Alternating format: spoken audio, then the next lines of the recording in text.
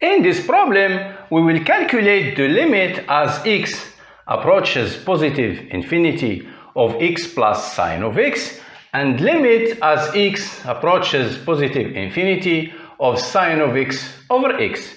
Even if sine of x has no limit when x approaches positive infinity, we can calculate those two limits. So for that, we have sine of x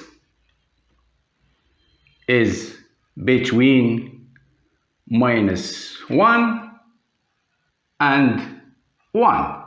Now adding x here, we will have x plus sine of x, here x plus 1, and of course here x plus -1, meaning x minus 1. And we know that limit as x approaches positive infinity of x minus 1 is equal to positive infinity. So our function is greater than a function approaching positive infinity at positive infinity. That of course means that our limit here is equal to positive infinity. Now for the second limit, we will also use this inequality. So we have sine of x between -1 and 1. And since our x is approaching positive infinity, we have x is a positive number. So dividing by x, we will have sine of x over x, here -1 over x, and of course here we will have 1 over x.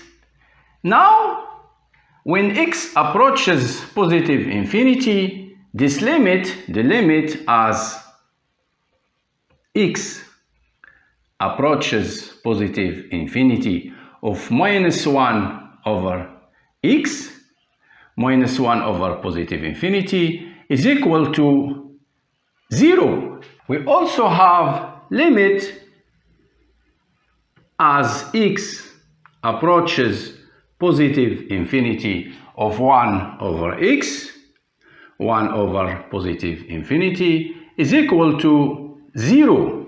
So our function is sine of x over x is between two functions -1 over x approaching 0 and the function 1 over x also approaching 0 at positive infinity. And this of course means that also our function will approach 0 at positive infinity. So our limit here is equal to 0. And this of course concludes our problem.